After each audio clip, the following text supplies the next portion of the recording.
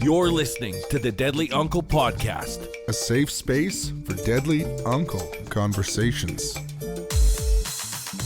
All right, next we have Teddy Manywounds from Satina Nation. Now, Teddy, he had an interesting upbringing. He went to school on Satina Nation, then he went to Calgary, and then after high school, he moved to New York and he became involved in fashion and stand-up comedy. Now he's a lawyer that deals in constitutional law. Awesome guest and really an inspiration. Yeah, so stick around. Great episode coming up. Of course. So Teddy Masike Manywounds. My mother's from Six Nations Mohawk. My dad is from Tsuut'ina Nation. Both lineage on both sides very heavy in spirituality. Unfortunately, they also both suffered the residential school trauma, as most of our ancestors and elders have. I grew up on Tsuut'ina Nation and went to school on the reservation until grade 9. And then in grade 10, I switched to the city schools, which was such a heartbreak for me because I really wanted to take my scholastic career at a young age all the way through from the schools that we built. When we moved out of the trailer schools in Tsuut'ina Nation to the beautiful schools we have now, I was the first grade of the first grade in that. And so to me, it meant a lot. Unfortunately, like a lot of our education systems on a lot of our reserves, they didn't have the proper requirements that I thought I needed to gain entrance into the university programs that I was aspiring to. So I went to Beaverbrook and I took Spanish and calculus and all of these high-level courses to grant me access and gain me entrance into places. And then I took a year off after graduating and went to Switzerland, which was really, really fabulous, and got to stay in a castle and just experience a lot. I did fall down a mountain though, so it's hot tip. Whoa. If you're not from the lands there, don't wear a white suit and stand on the edge of a cliff. You just that was just I was like, yeah, I'm a person of the land. I should have knew that.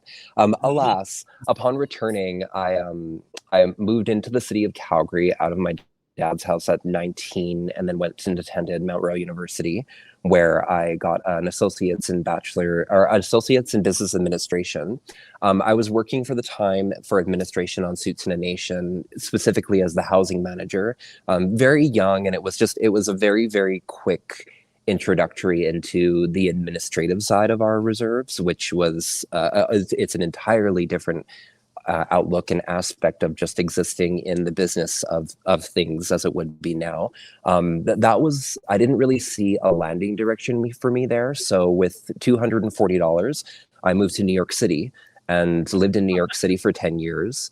Where I studied fashion design at Parsons. And I was able to have a multitude of careers, from working on Madison Avenue to nightclubs to New York City Fashion Week. I had my own label for a while. I was a stand-up comedian for 5 years and wrote jokes that I sold to different late-night talk show hosts, etc. Just really taking advantage of, as I always say, or something my grandmother always said, you have to take 1,000% of the shots that our ancestors were never afforded to. And so every opportunity that was ever afforded to me in New York City, I not only took, but I tried to make that mine, if that makes sense. I met my partner 10 years ago, and we started building our own businesses together. I moved out of fashion from burnout and went over to the Museum of Modern Art in New York City, which was such an amazing experience to even just be able to work in an institution like that, and meet really awesome people. In fact, one time I was ringing out the Rockefeller family, and they were just all in cotton tee. They looked like a family waiting for an Indian taco. They didn't look like this Chanel, Louis Vuitton waiting. They just they looked like they were waiting to, at the powwow, just, a couple of white people in cotton trying to enter. And then when they sent me their membership, and it was in platinum, and I was like, oh, you guys actually own the museum. That's crazy.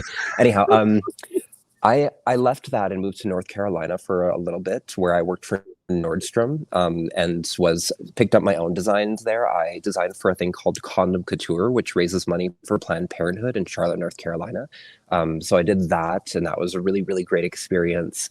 From there, wasn't there very long, moved over to Denver, Colorado, where I was an office manager for Save a Tree, which is a tree care company.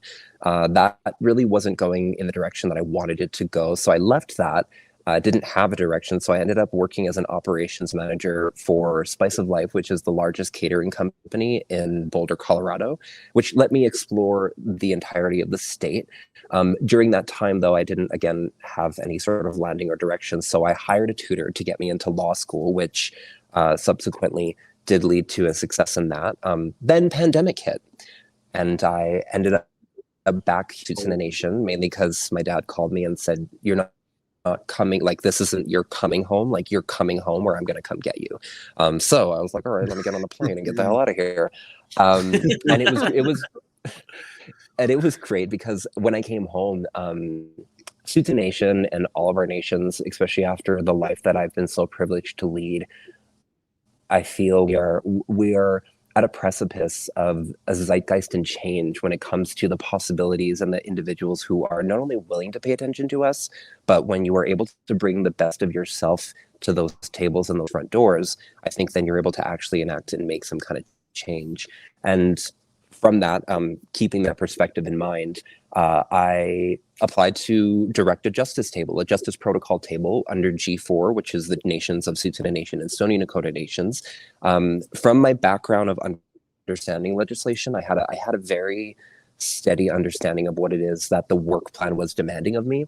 When I held my first sharing circle for women, that's when it became quickly apparent that what justice looks like for our people, what our people are needing, is far different from a work plan or an operation manual or any sort of high-level government documentation that can ever be set forward to us, because everything we're needing hasn't been necessarily developed yet in a way that's white, in a way that's on paper, in a way that's documented, in a way that's codified, because we aren't those people. So I've worked super hard in 2022 to meeting individuals like yourselves and really paying attention to the elders, to the men, to the children, to the women about what is needed. You know, something that was very, very apparent to me quickly when I started this job was everyone wants to come and tell us, even amongst ourselves.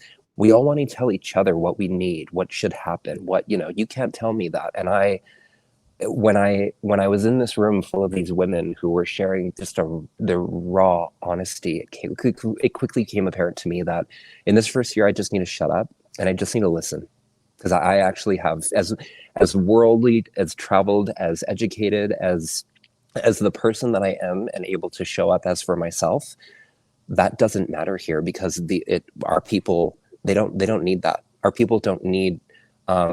I always say a well-dressed white woman. When I first entered into the sharing circle, I came in and I was like, sorry, everyone, I'm used to playing, cosplay rich white woman in New York City. Whereas it's funny, but it's not, that's not what we need. That's not how we need. That's not who we need. And it led me here today amongst all of those variations of travels and that brief summary of my life that, I'm able to listen and, in this next phase, start applying. No, that's amazing. Like, it's wonderful to see, your journey and stuff. And I wanted to know what's your experience with Indigenous men, and the reason why we're doing this is because there's a lack of programming for Indigenous men that we've seen, and if it is there, it's not really something that's promoted. A lot of Indigenous men don't know that there's programs out there, those type of things. And so I'm just wondering, what is your experience growing up with Indigenous men? And we hear a lot of words like toxic masculinity and all those type of things. So what's your experience been? Well, I've never dated one, so I'm just kidding. And no, I've never, I can't, to my sisters out there, I can't relate, because I'm like, yo, I was at the powwow waiting for someone to put a blanket on me, and that never happened. So I don't know. I can't relate with you. However, away from that, to my experience growing up on the reservation, it was definitely a challenge being an openly effeminate, two-spirited person. It was met with so much hostility and vitriol. And you can imagine, because I think we have all heard on our reservations the language that's used against two-spirited people to really to insult them. And I'm not immune to that. That was very much my experience. However, what I had that was very apparent to me in my home was a lot of love. I did. It took me growing up to realize that when I was young, the faggot word, the sissy, this and that, guys being like, "Oh, you want to date me?" And I was like, "Please, you couldn't afford it." But I'm just kidding.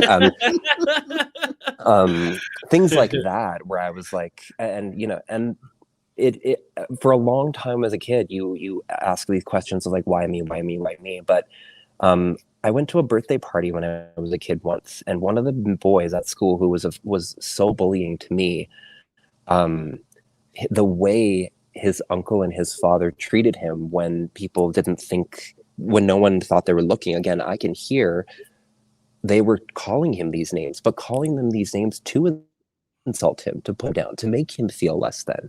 I never experienced that at home. In fact, my grandmother would always say when I'd cry about it, she's like, "I don't even want to hear the words they're using because they don't matter. I love you so much. Those words don't even have power here. So don't even allow it." And for me, I didn't realize that I had such strong love in my home. So it didn't, I'm able to go into this world and not carry the heavy, insidious burden of addiction. I don't have to carry intense trauma. And from that story, though, it gave me this perspective coming home about how many of our men have so much damage in their upbringing, even when they were given all the tools to otherwise be successful in that. Words matter and relationships matter. And to a lot of our men, when they're young and they're told, toughen up, be a man. And a lot of that, though, and I understand that, comes from not only the masculine warrior culture that we know, but a lot of it, I think, comes from when I have to think of the fathers that lost their children when they went to residential school. The mothers went and set up camp outside of the camps, but the men, our men still had to work, still had to feed, still had to go and harvest, still had to be our men. But you can imagine over time the erosion of that, when no matter how much you put forward as a man, it's not good enough. It's not good enough. And that's something that I see in our men, where they put so much of themselves forward and so much of themselves into something, and it's still not only to the community but to the outside world. It's not good enough. It's not enough to be. You need to do more. You need to do better. And so my relationship with our men coming home is one of very soft concern. And I say soft concern because I feel the men in our communities are already hardenedly concerned, overburdenedly concerned with being a warrior, with being a man, with fighting addiction, with not getting lost, with surviving in all of this. It is so concerning, the overconsumption of reality that men have to face, and women. But our men, I feel, and something was said really, really poignant to me in 2021 by Counselor Krista Hunter of the Stoney Nakoda Nations, I think specifically Wesley, where she said, our warriors aren't only wounded, our warriors are lost. And they're so lost that the generation of warriors after that, and the generation of warriors after that, and the generation of warriors after that, they're getting lost because we are running out of warriors to raise warriors. And she even said, it's not even about going and learning to, but like, what does it mean to be a warrior? What is that spirit? What is that culture? How do you do that? We want our kids to go out and explore the world. We want them to get lost in it. And that idea of loss, of looking, of discovery, those are things that our warriors didn't have, as far as I know, that vocabulary and language of loss and lost, unless there was a passing, which is you go home to Creator. You're not lost. You always have a home.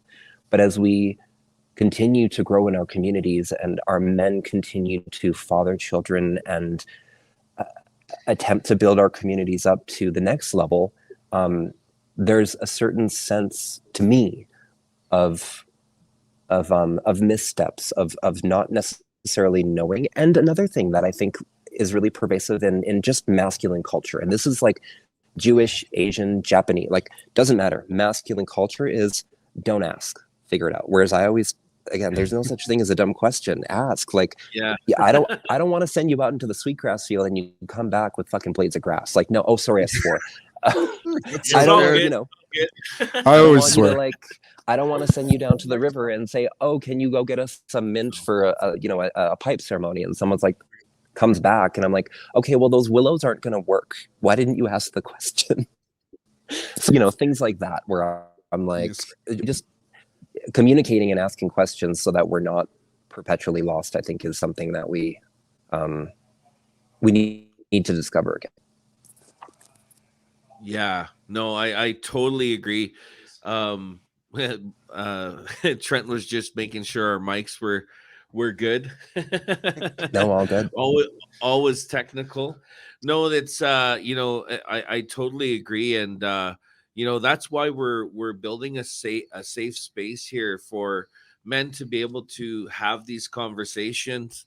And I think that it's time for us to build those spaces for each other. We can't really depend on our women um to create those spaces for us. I think it's important for us as men to create those spaces for each other. So with all the work that you're doing, I think it's amazing. And when what's the difference between when you're doing like stand-up comedy to compare to what you're doing now, like with all your different positions, like what has been the difference, like in all of that? And how have you I guess like brought some of your traditions into those situations, or have you? Mm, not so. The difference for the first question, the difference is honestly just the seriousness of tone. So like when I'm doing the work I'm doing in justice, I honestly, it is not about me. It has nothing to do with me. I am just a conduit to get all of our people to the next level of where they're all trying to get to and where I think we rightfully have a deserving place. Whereas for comedy and fashion, that's all about me. That's a culture. It's a celebration. It's a making fun of. It's a lighthearted poke at. Um, so it really depends again on the aspects of what I'm looking at and how you're showing up. One of the things that I learned really really early on was you got to show up, and that doesn't just mean showing up and sitting your butt down. Show up. You got to be prepared. You got to understand. You gotta and sometimes you don't. Sometimes you really just do have to show up and listen. Um, as far as traditions, I actually don't. I don't bring a lot of traditions into what I do. I say that because I work heavily with white people. Mm, And when you work heavily with white people or with any people, they're very quick to see the gleams of the culture and to be sort of and sort of be blinded by that. And I say blinded because oftentimes when I just came back from AFN Ottawa, and I didn't actually attend a lot of the AFN because I was sitting in Parliament with some ministers and some very high level individuals in federal government, where I didn't have a lot of traditional background other than the two-spirited Tsuut'ina Nation First Nation person that I am. And when I'm sitting in there, when I'm sitting with the Treasury, when I'm sitting at question period in the West Block, in the House of Commons, those high level people, they're not necessarily interested in that. They're interested in the function of the government and the function of society and how that pushes forward and the bottom line dollars of it. And that's where I do obviously think of my traditions, but I don't bring it there. And mm, a lot of my traditions, I was actually just saying to a friend, I'm not a great hunter and I don't have patience to pick berries, but if you need sweetgrass, mint, sage, if you need medicines, I love doing that. I love doing that because that to me is you don't. I feel like for berries, I'm like, can I just shake this tree and put it onto the bucket? Like I don't really want to. Don't want to be. Like I'm just, and I also like am not someone who wants to sit there and eat the berries. Whereas with sage and with sweetgrass, it's such a cathartic and moving experience. But I keep those things very close to the people that I think those are meant for. For instance, if I have a gathering of mostly our people, I bring sage, I bring Pendletons, I bring scented candle. I make it a space that is representative of something for us. If I am Mm. going to Parliament, if I am sitting with predominantly white people from government agencies, that is that is not, I don't want any of the beauty and the eccentricities, any of the luxury of our traditions. I don't want that to be muddled with the fact that we're here to very, very seriously about a next step in a policy, in a legislation, in a terms and condition about what is not meant for our people. And I'm very, very purposeful in not providing those spaces, because I don't want people to think that this is again the human consciousness. I also don't want anyone to ever think when I'm bringing them into a space to talk with me very seriously about governmental, societal business, this is not a field trip. If I'm bringing everyone into a room where I have sage, please, it is a field trip. It's a field trip for you to come and to be my guest, to come into my tea, to come into my home, and let me feed you. Let's have a conversation. Let us talk with one another. When I'm speaking with government officials, that is a conversation with very serious intent. And no, you are not you at this moment. Not only are you not deserving of my traditions, but you stole them. I'm not bringing them Mm-hmm. back to you. Not bringing them back to you until you help me out and pushing the envelope forward together for our societies. And if you don't understand that, I will work very, very distinctly at making sure you understand what that means. Oh, Teddy, you were speaking a little bit earlier about the school on Sutna, and you went to school till grade 9, and then you went into the city. And you also say you came from a very loving home. So what was that like for you, leaving the reserve and going to school in the city? Did you experience some kind of culture shock, and how did you deal with that? Yes and no. When I went to the city, it happened to be at a time when all of like my girls, they all went to the city too in grade 9. So I still had my same girls, where it was like, we still all rode the bus together and went into the city. The biggest thing was like, I always grew up around our people, right? So I never had like a group of white girls and boys be scared of the Indians. That was really strange to me when like the white girls were like, oh, the native girls will beat you up. And I'm like, no, they won't, because I'm one of them. But also, I was like, girl, I was like, I mean, if they're going to beat you up, it's probably because you did something. Like, what is your experience with an Indian man? I'm just kidding. But for me, it wasn't as well a huge culture shock, because I'm always someone too who's very curious about the human experience. And I mean that as in when I went to Beaverbrook, in Fairview, where I went to junior high school, there wasn't a lot of other races of children other than predominantly white. And so I made friends with a lot of them, and they were all really lovely. But in Beaverbrook, my best friends were Tacey Yellowfly, who was from Sutena, Renelle Francis, who was a Jamaican woman, and Eliana Salinas, who was a Chilean girl. And those were like my core group of, we were like the United Nations Destiny's Child. We were just out there, like First Nations Jamaican it up, and it was always really. It was always fascinating to me to see about the human experience. And what's really interesting too about humans is when you're open and receptive to them, or at least from my experience, no matter your race, no matter your background, people are very open to sharing their story as long as they feel like where they're placing it is important. And I always say everyone's story and what everyone is bringing to the table in their life and in this world is important, as long as it's kind and as long as it's done with some compassion and conscious understanding. And so that was really it was honestly, I think, probably the first seeds that were planted for me to be like, there's something bigger out there, which is why I chose to move to New York City. No, that's amazing. That's amazing. We're talking about, one of the things that has been discussed, or has been discussed in communities, is having a place within inside of our cities, like every major city, for indigenous people to pray, kind of like a church, but something like for indigenous people, where you don't have to go out into the land. Where it would actually, you'd be able to, it'd be a facility where you could have sweats and that, and these things are being developed across like every major city across Turtle Island. And so how important do you think that is to, for us to finally like have a space, like, because like for instance, my cousin passed away from fentanyl, Mm. and she had a lot of community members here in Calgary that would have loved to had an awake, had something for her.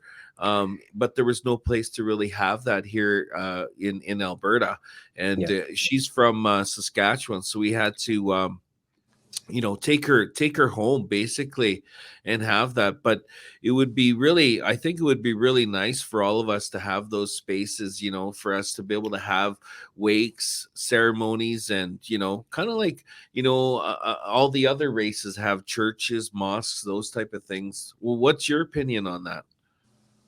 I'm not only fully in support of that, I am elated to hear that that's even a thought of possibility. I say that because I'm someone who was raised on Tsuut'ina, and I really only know Tsuut'ina as far as a land. Like I've moved from Tsuut'ina to New York City, and in New York City, you just accept that that's not there. However, what's really beautiful about that is it offers that space for hope, and it offers that space for solace that I think so many of our people do need. In fact, I was sitting with someone who will go unnamed, who works in victim services, and they were talking about a man who had to leave his lands because it was deemed he was no longer able to reserve, and he had to live in the city with roommates who happened to be Asian, and it just wasn't a good fit for him.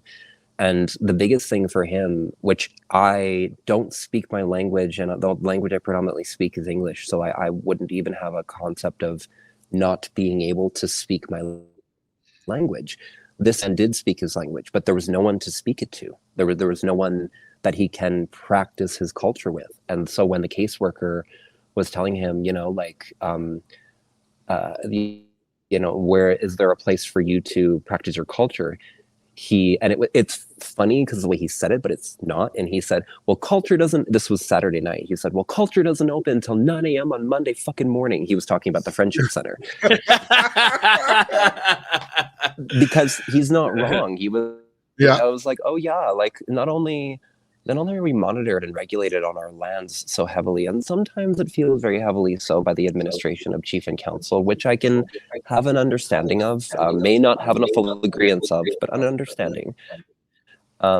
When we don't have those spaces in the cities that sometimes our people are, by circumstance, forced to find themselves in, yeah, if you aren't able to practice and find yourself, as I said before about being lost in loss, it just perpetuates that. And so I'm in full support of that, and I hope that I hope that all major cities would be in full support of that. As what is also again puzzling to me is, as you may have heard on the news, they've just accepted into the country, I think it was like 430,000 new immigrants, which I totally understand and I'm in agreement with. But when I see the problems that are inherently perpetuated and inhibited on our First Nations, on our reserves, I have to think to myself, well, that's going to require a solution. And we also require a solution. And I was just in Ottawa. I'm like, no one seemed to have a clear resolution, except when I was telling everyone, oh, I can do this work, I can do that work, I can do this work. It was interesting to see the people jump to, okay, good. I'm like, so what you're saying is that you won't give us all this until we do, until someone like me comes along and does mountains and mountains of work that are meant for a team of people. Feasibility studies are meant for a team of people. I direct a justice protocol table, and I handle a multitude of justice topical issues that I try and find solutions to on a governmental level. I don't have a team of people. So, when I hear about these decisions being made, when on the flip side, the story on the news just before that was about the national crisis of our missing and murdered people, and I hate that they keep saying it, an alleged serial killer. I'm like, no, when you kill 4 people, that pretty much that confirms it. We don't have to keep Yeah. saying alleged, but we're Yeah. not finding a solution to that. In fact, calls aren't even being really necessarily like talked about. And I know several ministers, both federally and provincially here in Alberta. So I understand the problem of immigration. I understand the global societal issues. What I am lacking to find understanding in is the oration of support that is given by well-meaning government officials. But when we're all sitting around waiting for the funding or waiting for the solutions to happen, we just find ourselves still waiting. Yeah. Mm-hmm. Totally. Well, I just want to ask you one more thing, and it's kind of a one of the questions we've been talking about. I put out a documentary this year. It's called "They Found Us," and it's about the search for the unmarked graves on my reserve, George Gordon's First Nation. And so, we were doing a screening, and I had some people that were going to attend, but there was certain groups that were going to be there that had somebody that was had, I guess, been abusive in some sort of way to one of the other guests. And Yeah. so we're asking, is it possible for somebody that's a perpetrator in a way to be able to be come back into the community in some sort of way, but also the victim looking at their safety, and so that's one of the things that we've been talking about, whether it be a woman or a man, somebody that's done wrong in the community. How do we accept them back in, whether and this person had been sober for 10 years and is doing good things in the community, but made a really really bad choice when they were under the influence 10 years ago. But how do we integrate them back into the community while keeping those victims safe? That for me is it's a double-edged sword, and here's why. Yeah. I look at everything that I do in justice and everything that I do for our people. I first and foremost, without looking at even a document, I always ask my grandmother. I always ask the elders first. What did we do? What was justice? What was this? What was our policing? What was all of this came? And something that was said to me by an elder when that was brought up was, I asked, how did we handle like people who cause, let's say, like sexual crimes or crimes of possibility of murder, let's say, to the far extent. And one elder did tell me, he said, well, once you leave the safety of the camp, back in our tradition, we gave you back to mother, we gave you back to the earth. And to me, that had a connotation of, well, we maybe banished an individual, and either they would have to find a home in another tribe if that was even offered, or they die. And I know that a death sentence is really, really, that's not what we can prescribe, and it's not something that I prescribe or even advocate for. But individuals, if they have caused such deleterious crime to an individual, if they've caused such a detriment to a family and in their addiction, sometimes you're never not going to be part of the people, but you may never be part of the camp again. And what's really, really unfortunate about that is, one of the things too that we were just talking about in Stony was we don't need any more forms of punishment, but we do need forms of lessons. When I was a kid, I was never punished, but I was always sent on a willow walk because I had to learn a lesson, or at least my dad always said that. It's like, you're going to learn a lesson. He wasn't just going to open his hand and hit me. He was like, no, A, I'm too lazy for that. And B, I'm not fucking reckoning my rings. Like, you kidding me, kid? Go get a willow. I'll beat you with that. And we all did. But in that, there was a lesson to be learned. And I think for people who, and in my family, there is an individual who is, for all intents and purposes, not welcome, both in the family and in the community, for something that had happened when this person was heavily intoxicated. And unfortunately, I don't think families should ever, which we have not, give up on an individual. But much like that elder said, sometimes if you've caused such damage in the camp, you can't return to the camp. You can interact with, you're always going to be a First Nations person, but that is also going to have to be at the behest of the person who has felt victimized. I say that because I've, as an adult, recently encountered this myself, where I've come home to encounter individuals as adults, as fathers, who were extremely hurtful to me as a child, and right into adolescence. Like throwing basketballs at your head, putting horse manure in your backpack, things of that nature. Nothing ever happened to me in a way that was of a crime, sexual or violent. But when I confront these people and I see how damaged they were when they were perpetuating that onto me, I have to look at that with a circumstance of grace, and give them the grace in which I think they are also deserving of. So the double-edged sword is that, on the one hand, circumstances do have punishments, and if the punishment fits the crime, that person will have to acquiesce to take on that responsibility, meaning you may have to sit in that for the rest of your life. On the other hand, I do believe in not even restorative healing practices, because I'm not even trying to restore anything. I believe in a rejuvenating healing practice. Everyone talks about restorative justice, where I'm like, okay, well, that's a different component to the victim application of it. And so when I hear about rejuvenating justice, like are there pathways? Are there pathways to healing? Are they there? But that has to ultimately be decided by whoever has felt like they were the victim.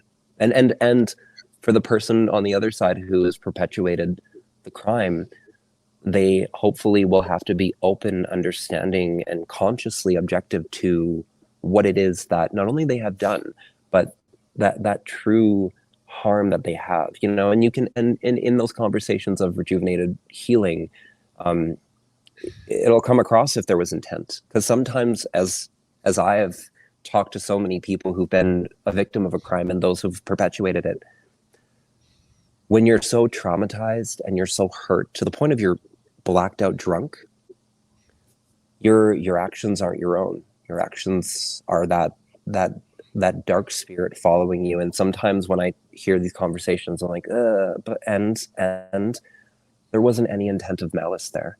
This was just a person who wasn't even conscious or healed or understanding enough in themselves to understand what they were doing. And then to the victim, the power of forgiveness is so strong. And I mean that, and even forgiving your perpetuator, because that's for you ultimately. That's something else I had to learn too as I became an adult, and even in talking to victims. Forgiveness and apology coming from a victim, that's for that individual. It is not it's not for the other person to quell in and say, oh, whew, they forgave me, okay, all's right. No, that was for the person. You still did what you've still perpetuated in this realm of our existence, in this portion of our spirit's lives. You've hurt someone, and you are going to have to live with that, and live with that understanding for the rest of your waking life. The victims shouldn't and don't have to. So as I said, it's a double-edged sword that needs to be handled with a lot of objective contention. However, I do feel it does lend itself into the application of healing that is so desperately needed amongst all of our First Nations. Yeah, no, it's and I agree too. It's definitely a double-edged sword. There's no easy answer to it. And as we're healing as a community, because right now I think our women are definitely in the pursuit of healing, getting into circles, and and that's why we're doing this as Yeah. well. As it's really hard to get a bunch of men in the same room, in a circle, to talk about their feelings. But Just if to you have, talk, even yeah, like just just to to have a talk, yeah, conversation, like so to have, like, something like this where they can sit, at home, and feel comfortable and being able to watch this. I think, it's going back to, creating that space, for each other. But that, it is definitely a tough situation. And I would just myself, I would encourage any of those men to hopefully keep on their healing journeys, Mhm. and keep trying to do positive things in their lives. And same thing with the victims, is forgiveness is a powerful thing, but everyone is their own yeah, individual. and they have to And forgive at Yeah. their own speed, yeah, right? forgive at their own And speed. Everyone for some has their own. people, if you can't forgive, that's I understand. For some people, there is not a forgiveness factor there, depending on how severe things have been depending on how severe the hurt is. And for those who aren't necessarily welcome and are doing good things in the community, this land, all of this land, it's our land, and it's vast and beautiful and amazing, and you can heal yourself through the power of this place that our ancestors have walked on for millennia. And even if you're not at your home fire on your First Nation, go out there and ask those questions. Go find yourself, because if you're so lost that you don't even remember causing someone so much harm that you had to be told to leave the camp, go find yourself, man. Go find yourself, Yeah. person. You're not even able to sit at your home fire because you probably can't even keep that going. Go into these lands, like I say, when the elders used to banish people that committed these heinous crimes, I can only imagine the people that would have healed themselves enough to try and find their warrior spirit. Man, I can only imagine how tough those people must have had to have been to handle what these lands would throw at you, Yeah. and this Yeah. is a really, really tough world. I lived in New York City for 10 years. I lived in the toughest city in the world. It's hard. Doesn't matter how much money, how poor, how it's hard. Go and find yourself. The sooner you find yourself, the sooner you can also start forgiving yourself, because you're Mhm. going to have to on that very heavily too, for whoever is out there maybe listening and hearing that, I want to go home. You know what? You were so lost that you perpetuated hurt in your home. That's no longer your home. You can't say that anymore, because you didn't have one in the first place. Mhm. Go find it. And when you find it, find yourself, hug yourself, and start learning to love, respect, and understand that you as yourself, as the warrior, your spirit, that is not replaceable. There's only one spirit gifted to creator for each one of us. And what you do with that spirit while you're here in these bodies, that's completely up to you. But I implore everyone, find yourself, and then when you find yourself, feed the best version of yourself. Don't just feed all the good in you. And I always tell people, whenever someone's like, "Oh, they're full of themselves," I'm like, "Which part of themselves?" And I say that Yeah. because I am here for it if someone is full of themselves, but they're full of all the best parts of them.